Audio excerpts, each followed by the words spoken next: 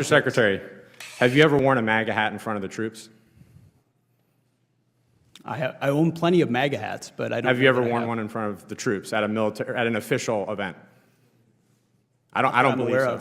I don't believe so. National Guard and Marines have the full authority to protect federal ICE agents. Yes or no? Federal buildings. Can you just say yes or no? This isn't Fox anymore.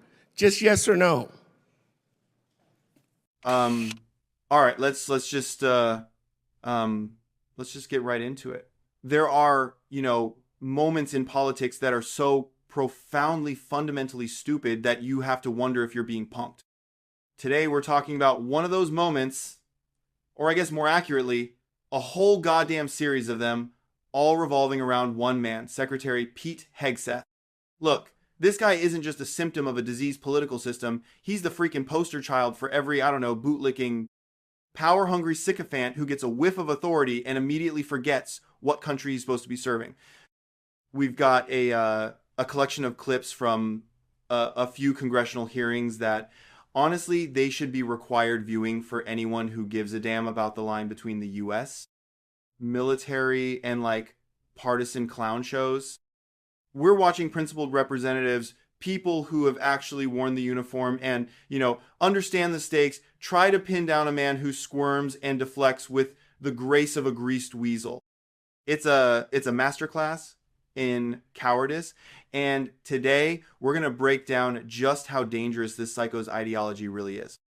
The core of the issue here is, well, it's the absolute sanctity of an apolitical military. This isn't some abstract, high-minded concept. It's the bedrock. I remember when I was younger, my dad, who did his time in the Navy, told me this story. He was on base somewhere in, where was it? Virginia, I think, during an election year. A senior officer made a crack about the candidate he didn't like. It wasn't even a big deal, just like a throwaway line in the mess hall. But another officer, a lieutenant commander, heard him. He walked over, quiet as a ghost, and just said, "We don't do that here, sir." The air got real thick, real fast. That was it. That was the whole interaction. The message was crystal clear. Your politics, stop at the damn gate. That standard, that simple, profound understanding is what people like Hegseth are actively, they're trying to dismantle it. They want a military that isn't loyal to the Constitution, but to a man, to a freaking political brand. And it's not just some hypothetical threat. It's like, it's happening. Let's start with Representative Pat Ryan, a combat veteran who tries to get a straight answer about this very thing. He starts by questioning General Kane, sort of setting a baseline of what every service member knows to be true, before turning his attention to the puddle of weak tea that is Secretary Hegseth. Just watch the difference in integrity. It's, well, you'll see. This is what Representative Ryan said. Let's play the clip. In combat, we all love our country. We all revere our troops. And I really want to speak with you both, not as partisans, but as patriots. And I want to talk specifically about the events at Fort Bragg the other day. General Kane, I want to start with you. As a junior officer, were you ever required to make a pledge of political loyalty? Yes or no? Sir, as you know, we're an apolitical military, so, no. Thank you. At any time in your 30-plus years of incredibly distinguished service, did you have to make a pledge of partisan or political loyalty? No, sir. Thank you. Did you ever serve in any unit or command at any level where service members were required to make a pledge of political loyalty? No, sir. Thank you. And I want to commend you. You've been on the record on this, including in your confirmation hearings where you clarified, quote, "I've never worn any political merchandise or said anything to that effect." I appreciate that. That is the standard, and I commend you for saying so and continuing to model that. General Kane, one last question for you. Should soldiers have to pledge political loyalty to participate in an event with our commander-in-chief? Yes or no, please. Sir, I'm not. First, no. I'm not aware of any time in history that soldiers, sailors, airmen, Marines have been asked to do that. I think. And I'm sorry. No, sir. General Kane sounds exactly how a senior military leader is supposed to sound: clear, direct, and completely unambiguous about the apolitical nature of the armed forces. He's not playing games, is he? He's stating a foundational principle of American democracy. Ryan is he's just walking him down a path of common sense, establishing the rules of the road that every single person who has ever served understands instinctively. There is no loyalty test. There is no partisan pledge, period. But then Ryan pivots to what happened at Fort Bragg. This is where the rubber meets the road, where the theoretical standard crashes headfirst into the grubby political reality these authoritarians are trying to create. He brings up a verified report, a quote, saying, "If soldiers have political views that are in opposition to the current administration, then they need to speak with their leadership and get swapped out." Let that sink in for a second. They were allegedly filtering soldiers based on their private political beliefs for an event with the commander-in-chief. That isn't just wrong, it's a damn purity test straight out of some, I don't know, Tin Pot Dictatorship's playbook. And as if that dumpster fire wasn't enough, there was a freaking pop-up shop selling MAGA hats and merchandise on the base, on post. I mean, can you imagine the gall? It transforms a space that is supposed to be a symbol of unified national service into a backdrop for a cheap political rally. It's a complete violation of norms, of regulations, and just basic respect for the institution. A commander on the ground even called it shameful. When the people on the inside are telling you it's a disgrace, you know you've steered into truly dangerous territory. So, with the standard set by General Kane and the violation laid bare by the events at Fort Bragg, Representative Ryan turns to our boy, Secretary Hegseth. This is the moment, right? This is the moment for the civilian leader of the military to stand up, express outrage, and promise a swift, thorough investigation to protect the integrity of the force. This is the time for leadership. Instead, we get Pete Hegseth. Let's watch this pathetic display. Here is the exchange between Representative Ryan and Secretary Hegseth. Pay attention to the non-answers. Secretary Hegseth, are you familiar with DoD Directive 1344.10?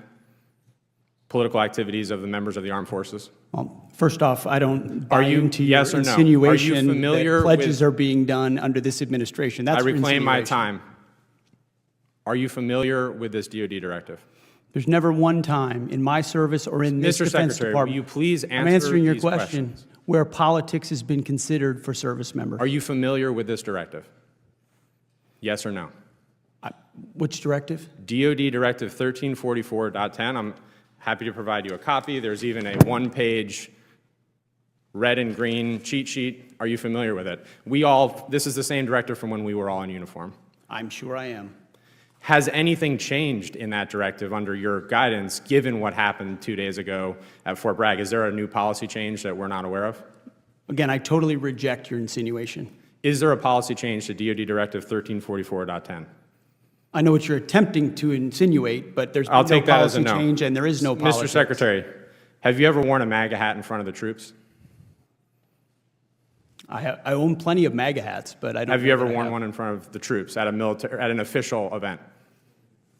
I don't I'm believe aware so. of. I don't believe so. Do you think it's appropriate for the President of the United States to wear political merchandise, including a MAGA hat, at official events, including West Point commencement? The commander-in-chief Yes or no? can wear whatever hat he wants to include the phrase, "Make America Great Again," because I would like to you make think America that's- great again as well. So you think that's appropriate?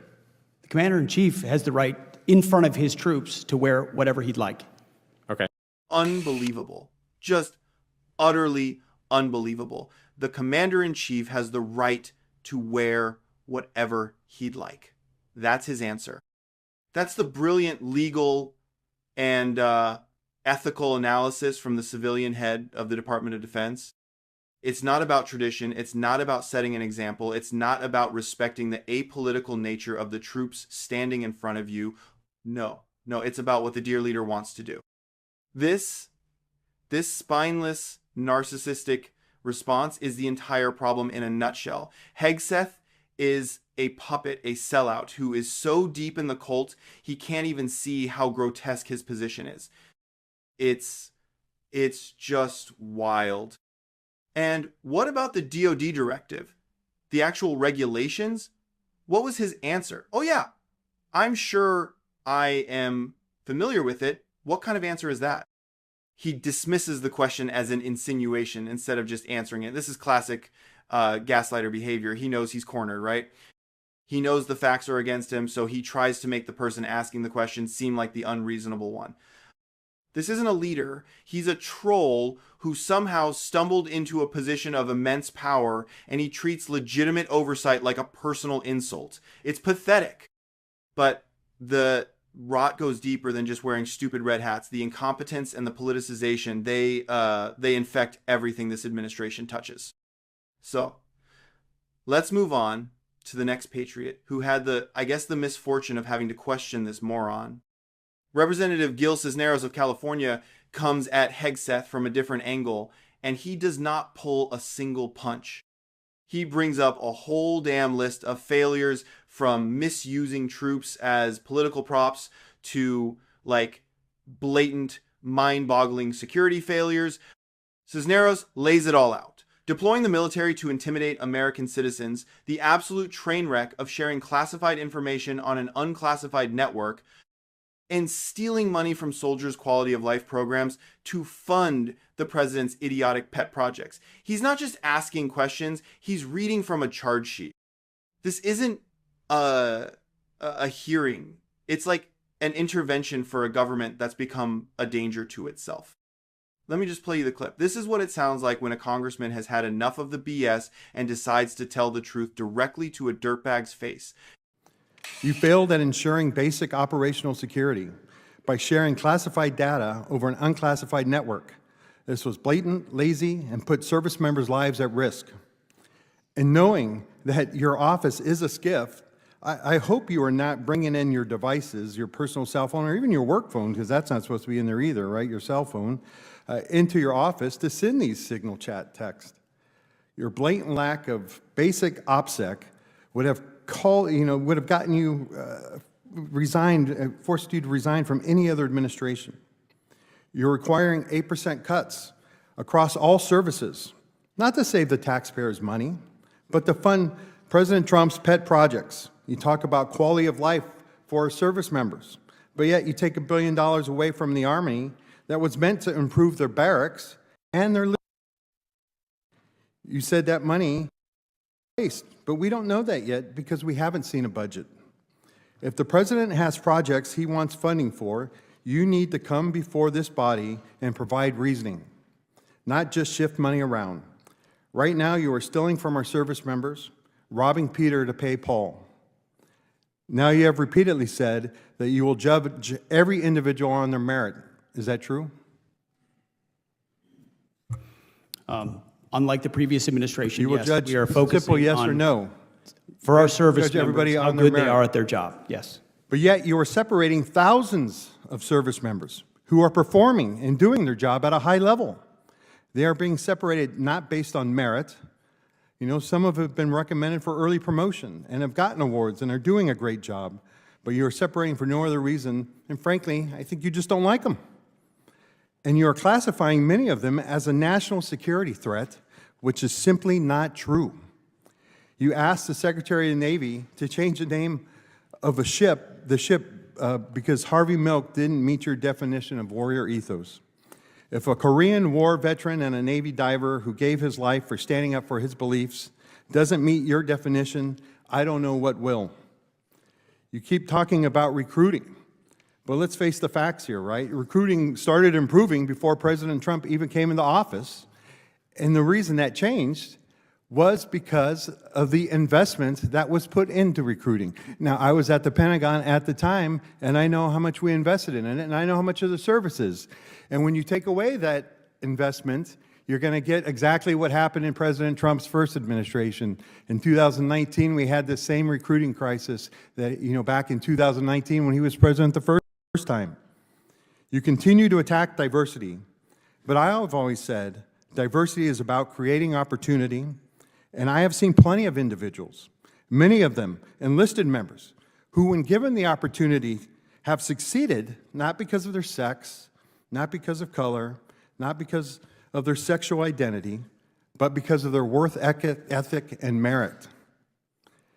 Mr. Secretary, when using your definition of DEI, I think there's only one individual at the Pentagon right now who got his job based on that merit, and that is you. And you got it because of sucking up to your boss. And with that, I yield back.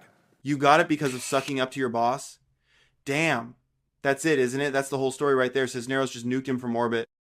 There's no ambiguity, no polite congressional language, just the cold, hard, humiliating truth spoken on the record. Hegseth isn't a strategist. He isn't a leader. He's a professional bootlicker who brown-nosed his way into one of the most powerful positions on earth. And you see his face. He just has to sit there and take it because he knows, and everyone in that room knows, that Cisneros is 100% right. Let's not glide past that OPSEC charge because it's absolutely insane. Sharing classified data, the launch times for F-18s going into combat over an unclassified network. I mean, it's hard to explain the level of sheer breathtaking stupidity involved in that. We're talking about information that enemy forces would kill for, that could get our pilots killed, just blasted out on a commercial app. It's the digital equivalent of, I don't know, screaming battle plans in the middle of a crowded public square. Any junior enlisted signals intelligence operator knows better than that. It shows a contempt for procedure and safety that is frankly disqualifying. This catastrophic failure of judgment is exactly what the next congressman, Seth Moulton, another combat veteran, see a pattern here, decides to drill down on. Where Cisneros went for a broad-based character assassination, Moulton comes in like a prosecutor, calm and methodical, refusing to let Hegseth wiggle away from this specific damning act. He wants to nail down the facts about this classified data breach, and he tries to force Hegseth to confront his own hypocrisy on the concept of accountability. This is, honestly, it's almost painful to watch. It's a man who believes in rules and consequences trying to get a straight answer from a narcissist who believes rules are for other people. Hegseth's refusal to answer a simple, direct question about classification markings is a masterclass in slimy political maneuvering. You can almost see the gears turning in his head as he tries to figure out how to lie without technically lying. Okay, I'm going to play you the clip. This is Representative Moulton trying to hold Secretary Hegseth accountable. This is a gentleman from Massachusetts, Mr. Moulton. Thank you, Mr. Chairman. Secretary Hegseth, I'd like to clarify a few important details for the record. When you texted the launch time for F-18s going into combat over enemy territory facing anti-aircraft missiles on an unclassified signal chat, did that launch time come from Central Command, yes or no? I know what you're referring to, and there were no It's a very simple targets or question. Did it come from? locations It's a or- very simple question. Did it come from Central Command? Well, in this committee, no way in which I communicate or what I communicate on a successful strike is something that I would share. So you can't even identify the combatant command under which this operation occurred? Well, everybody knows the Okay, so everyone command knows under this which- Central Command. So when Central Command sent you this information, did they send it on a classified system or an unclassified system? Well, as you know, having served yourself, any way that the Secretary of Defense communicates or provides information in and of itself is classified and not to be discussed. So what was the classification marking of the launch time when it was sent to you? Because DoD regulations require information on classified systems to be marked. What was the classification mark time? Yeah, what was the classification marking? Because Again, DoD classifications of any information in an ongoing operation that was successful are not things that would be disclosed in a public forum. You know that. You can very well disclose whether or not it was classified. It's not classified to disclose whether or not it was classified. And in fact, DoD regulations state that any classified information has to be labeled with its classification. Was it classified secret or top secret? What's not classified is that it was an incredibly successful mission against the Houthis. Okay, so it was classified. So are you trying to say that the information was unclassified? I'm not Okay, trying to that's say what anything. I thought. You're not saying that. So you took classified information from Central Command that had a classification marking on it, because that's what's required by DoD regulations, and you put it on an unclassified system. So Did you catch that? Did you see the little logic pretzel he tried to tie himself into? Any way that the Secretary of Defense communicates or provides information in and of itself is classified. That is some of the most self-serving, authoritarian garbage I have ever heard. He's literally arguing that his actions are, what, above scrutiny simply because he's the one doing them? He's not a public servant accountable to the people or the law. He's a king whose every utterance is automatically secret. It's an insane argument, a desperate, pathetic attempt to shield his own gross incompetence from any and all oversight. And then comes the accountability question. This is the moment of truth. Moulton asks him, point blank, if the concept of accountability applies to him. And what does Hegseth do? He answers. No, wait, he deflects. He starts talking about holding the Houthis accountable. It's a classic move from a political sociopath. He cannot, under any circumstances, admit fault or wrongdoing. The very idea that he should be held to a standard is like offensive to him. He serves at the pleasure of the president, which in his mind means he has no other responsibility, not to the troops, not to the Constitution, and certainly not to Congress. Moulton then brings up the 8 generals and admirals Hegseth has apparently fired. He asks a simple question, why? Not for classified details, just a reason. And again, Hegseth has nothing. They serve at the pleasure of the president. That's not a reason. It's a threat, isn't it? It's the language of a mob boss, not a Secretary of Defense. It means your performance doesn't matter, your decades of service don't matter. All that matters is whether you are perceived as being loyal enough to the guy at the top. This is how you rot an institution from the inside out, by replacing patriots with puppets. By now, you've probably seen the pattern. Evasion, lies, and a profound disrespect for the institutions of American democracy.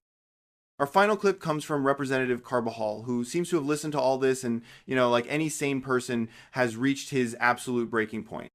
There's no more complex legal maneuvering here. There's no more trying to trap him in a logic puzzle. This is just raw, unfiltered disgust. Carbajal brings it all home, calling Hegseth's entire tenure what it is, a national embarrassment. This is what it looks like when the pretense is over and all that's left is to call for a man to resign in disgrace for the good of the country. This is Representative Carbajal, and he is not holding back. I have called for your resignation. I didn't think you were qualified before your confirmation, and you have done nothing to inspire confidence in your ability to lead competently. You broke the law in sharing classified information, and in doing so, endangered the lives of our service members that you are responsible for. Your inability to hold yourself accountable makes you incapable to lead. This alone makes you unfit to be the Secretary of Defense. Secretary, do you think the United States should continue supporting Ukraine in its fight against Russia, a nation that is hostile towards the United States? Well, as you know, sir, President Trump is committed to peace. No, I just want yes or no answers. The United States has spent billions of dollars. Yes or no? supporting Yes or Ukraine no? over years. Just yes or no. Can I get a yes or no out of you? We continue to send Come on. presidential drawdown It's that authority. easy. Kindergartners Ukraine. could give me a yes or no. Yes or no. Yes, we support peace in Ukraine. Come on. Is this really leadership? You're an embarrassment to the United States. If Russia invades NATO allies, are you going to recommend to the president that we fulfill our Article 5 obligations? Well, Russia has not invaded NATO allies. No. Thankfully, President Trump has invigorated the NATO No. alliance. I reclaim my time. Yes or no? It's that simple. There's Article 5 in NATO, which we recognize. So is the answer yes or no? That's what Article 5 is, yes. Good. I'm glad you brought yourself to saying yes. Do you think political allegiance to Trump is a requirement for serving our nation, either in uniform or a civilian in the department? I'm incredibly proud, as are millions of Americans. No. Not today, Hegseth. Yes or no? Congressman, you know what a silly question that is. But silly enough fidelity to to the warrant a Constitution. very straightforward answer. Yes or no? We all support and defend the Constitution of the United States. You know We're what? proud to I'm not going to President waste Trump. my time anymore. You're not worthy of my attention or my questions. You're an embarrassment to this country. You're unfit to lead. And there's been bipartisan members of Congress that have called for your resignation. You should just get the hell out and let somebody competently lead this department. Get the hell out. That's what it comes down to, right? After all the procedural questions, the legal arguments, the policy debates, the only human and patriotic response left is to tell this creep to his face that he is unfit to serve and needs to leave. Carbajal's raw frustration it's the frustration of every American who watches these authoritarian freaks dismantle our democracy brick by brick. His statement that Hegseth is an embarrassment to the United States isn't just an insult, it's a diagnosis. It's the simple, painful truth. And the yes or no questions about our most fundamental alliances, my God. This is the Secretary of Defense, and he can't give a straight answer about whether we should continue to support Ukraine or honor our NATO obligations. Kindergartners can give me a yes or no. Carbajal is absolutely right. These are not trick questions. They are the bedrock of post-World War II global security. Hegseth's hesitation, his immediate pivot to what President Trump is committed to, that tells you everything you need to know. His loyalty isn't to the alliance or to U.S. national security interests. It's to the whims of one man. That is terrifying. When the person in charge of the military can't instantly affirm our commitment to Article 5, it sends a message of weakness and unreliability across the entire globe. Both our allies and our adversaries hear that hesitation. They see that our commitments are now conditional, subject to the mood of a wannabe dictator. This isn't a silly question, as Hegseth claims when asked about loyalty to Trump. It is the only question that matters, and Hegseth himself, by his own pathetic performance, is the answer. He is the living, breathing proof that for this movement, political allegiance to one man has replaced allegiance to the Constitution. It's the ultimate hypocrisy for him to call the question silly when his every word, his every slimy evasion in these hearings is an act of political fealty. He's a gaslighter of the highest order, trying to make the person pointing out the fire sound like an idiot for smelling smoke. The whole damn building is on fire, you imbecile, and you're the one holding the matches. This brings us to a sort of tangent, but I think it's important. There used to be a certain, a texture to our public officials, even the ones I vehemently disagreed with. I remember watching hearings years ago, and a Secretary of State or Defense would speak, and their words had weight. You could hear the conviction. There was the sound of crisp paper, a confident voice that didn't stumble, a directness that showed they weren't afraid of the question. They wore their responsibility. It was a heavy cloak, but they wore it. Hegseth doesn't have that. He's got the smirking, slippery cadence of a cable news troll, all cheap shots and hollow talking points. There's no weight, no substance, just the empty echo of a political cultist. That degradation in tone and substance is the entire point. It's a feature, not a bug. When you replace serious people with shameless political operators like Hegseth, you get exactly what we're seeing. You get MAGA pop-up shops at Fort Bragg, you get loyalty tests for soldiers, you get classified F-18 launch times texted around on Signal like it's a fantasy football update. The decline in standards, the hollowing out of seriousness is what makes all the other abuses possible. It is the necessary precondition for this entire dumpster fire of an administration. So, what have we seen today? We saw Representative Pat Ryan clearly establish the sacred, long-standing tradition of an apolitical military. We saw Representative Gil Cisneros call Hegseth out for being a lazy, incompetent suck-up who steals from soldiers to fund political vanity projects. We watched Representative Seth Moulton methodically expose his lies about leaking classified data and his cowardly refusal to accept accountability. And we finished with Representative Carbajal, who, let's be honest, spoke for all of us when he called this man a national embarrassment and told him to get the hell out. This isn't about one idiot. Pete Hegseth is a symptom of a much deeper It's a disease, really. He is the perfect specimen of what the modern Republican Party elevates, a man with no core beliefs, no integrity, and no loyalty to anything other than the acquisition of power for his political master. The goal of this movement is to ensure that every lever of power, from the courts to the DOJ, and, most terrifyingly, to the military, is controlled not by patriots, but by loyal cultists. He is a walking, talking train wreck, a human embodiment of institutional decay. What we witnessed in these clips is the front line of the battle for American democracy. It's not always fought on a battlefield. Sometimes it's fought in a sterile congressional hearing room with a handful of representatives trying to hold the line against the encroaching tide of authoritarianism. They are doing their job using the tools of oversight and public accountability to expose the rot. They are speaking truth to a power that is profoundly corrupt, weak, and undeserving of the respect it demands. So, yeah, the whole thing is infuriating. It's a mess. But watching these representatives refuse to back down gives me a sliver of hope. It's a reminder that there are still people willing to fight. Don't get numb to this. Stay angry, stay aware, and for God's sake, don't ever accept these freaks as normal. They aren't. But as usual, guys, I want to know your thoughts and opinions on this exchange. Go down below into the comment section and give me your thoughts and ideas on it. I'm always intrigued to hear your opinion. While you're down there, hit that subscribe button as well and turn on the bell notification so that you'll get notified every single time we upload a brand new video. And last but not least, hit that thumbs up purely for the YouTube algorithm. I appreciate you guys, and I will see you guys in the next one.